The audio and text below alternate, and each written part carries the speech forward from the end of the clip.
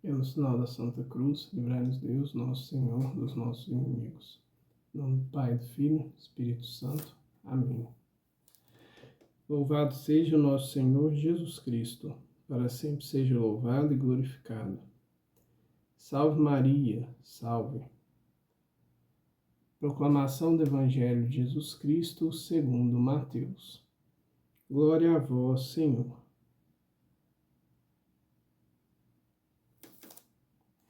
Naquele tempo, os discípulos de João aproximavam-se de Jesus e perguntaram: por que razão nós e os fariseus praticamos jejuns, mas os teus discípulos não? Disse-lhes Jesus: por acaso os amigos do noivo podem estar de luto enquanto o noivo está com eles?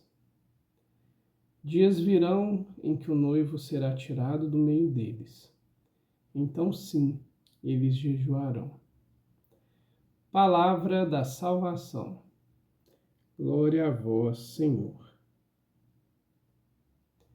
Querida e querida de Deus, paz e bem, uma santa e abençoada quaresma. E hoje a liturgia nos presenteia com um tema muito importante, muito relevante para a boa vivência desse período quaresmal, querendo ou não, para a boa vivência de todo o nosso ano litúrgico, tendo em vista que as práticas de jejum, abstinência, as práticas penitenciais, a igreja, ela nos pede para vivê-las nas sextas-feiras, na sexta-feira santa e na quarta-feira de cinzas. E é interessante perceber no Evangelho que os discípulos de João questionam o Senhor. Aqui há um ponto de fundamental importância que a gente precisa se situar. Primeiro, Jesus, em determinado momento, ele vai falar que as pessoas, elas são chamadas a dançar e não dançam. São chamadas a tocar, a falar nas praças e se calam. Jesus falando isso para mostrar que há um tempo para cada coisa. Aqui no Evangelho também ele fala isso. Quando vieram perguntar ele fala, olha, calma, há um tempo para cada coisa.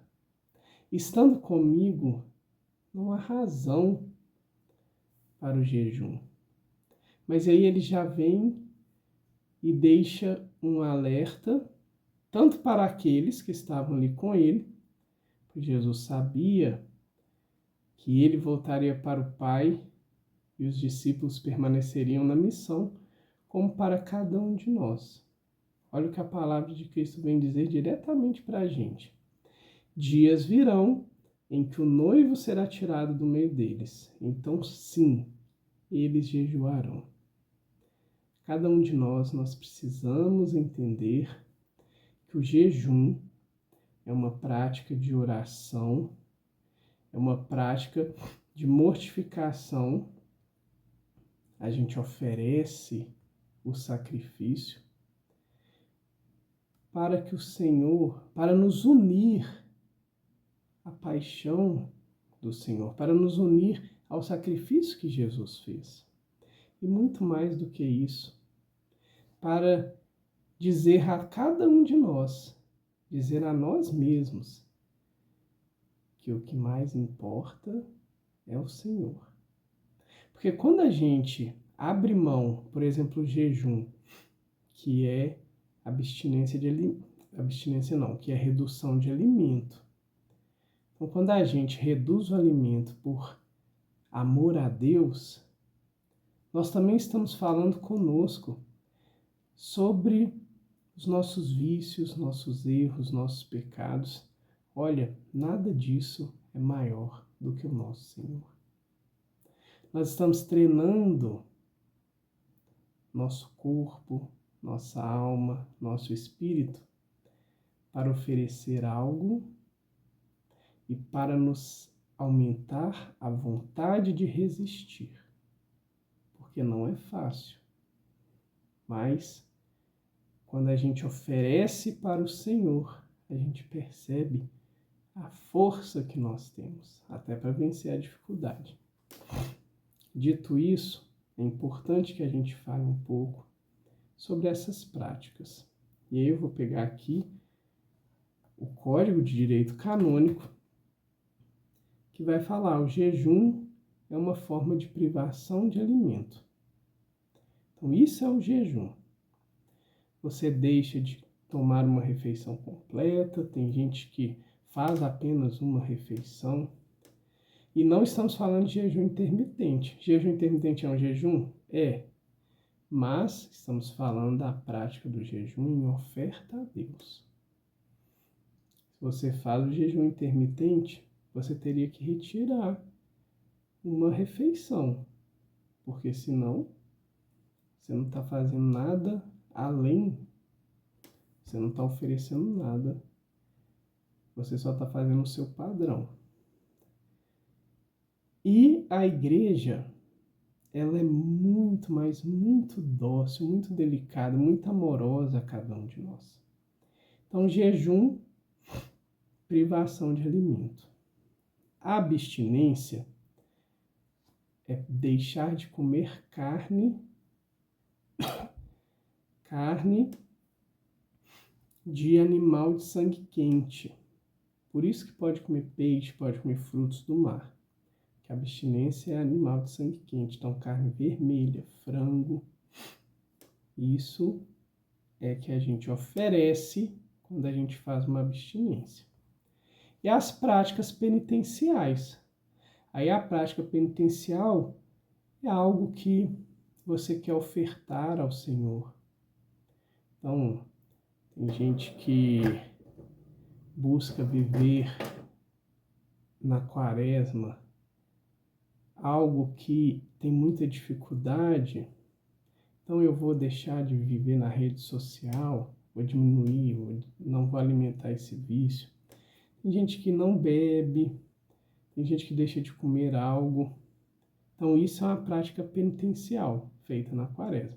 Então tem 3 formas de mortificação que a igreja nos convida, em especial nesse tempo que estamos vivendo: jejum, abstinência, penitência. Tudo isso precisa estar voltado para a conversão da pessoa. Então não adianta nada, se a gente pegar a primeira leitura hoje, ela mostra muito bem o que Deus nos pede pelo jejum. Não é simplesmente o deixar de alimentar, a restrição, não é isso. O importante é o caminho para a conversão. Então é a gente buscar, em especial a penitência, que o jejum e a abstinência, como foi falado, é bem claro que eles são. Mas a penitência, que é mais livre, é interessante a gente buscar algo que para a gente pode até mesmo nos levar a pecar, nos levar a um vício, nos levar a uma fraqueza. Então a gente oferece que a gente vai parar com essa atitude. Eu tenho pecado da gula, por exemplo, então eu vou deixar de comer coisas muito saborosas durante a quaresma. Eu vou exercitar para que eu não caia, é um caminho de conversão, para que isso me ajude a vencer o vício da gula. Então, principal, conversão. Agora, eu falava que a igreja, ela é carinhosa. Por quê? Porque existem as pessoas que devem fazer e existem as exceções. Então, vamos para elas. Quem é obrigado a fazer jejum? Jejum é obrigatório para todos aqueles que têm mais de 18 anos, menos de 60 anos. Abstinência. A abstinência deve ser feita por todos aqueles que já têm 14 anos completos. Isso tudo está no cânon 1250, a 1254 do Código de Direito Canônico. E a penitência lá no Código de Direito Canônico, 1249, fala que deve ser para todos os fiéis. E as exceções? As exceções para o jejum, mulheres grávidas, doentes, pessoas que vão fazer um trabalho árduo, tanto físico quanto intelectual. Nesse dia, por exemplo, não faça o jejum. Por quê? Porque pode prejudicar a sua saúde. Agora, se você não tem nenhuma restrição, faça o jejum, não há problema. Mas a igreja já desobriga. Para quê? Porque a igreja cuida, a igreja é mãe. Ela não vai nos prejudicar, nem mesmo na nossa saúde. Abstinência, doentes, pessoas grávidas. E aqui um ponto muito carinhoso. Pessoas pobres, que não têm acesso à carne e que recebem a carne por esmola. Olha como que a igreja cuida de nós. Não há obrigatoriedade de abstinência para essas pessoas.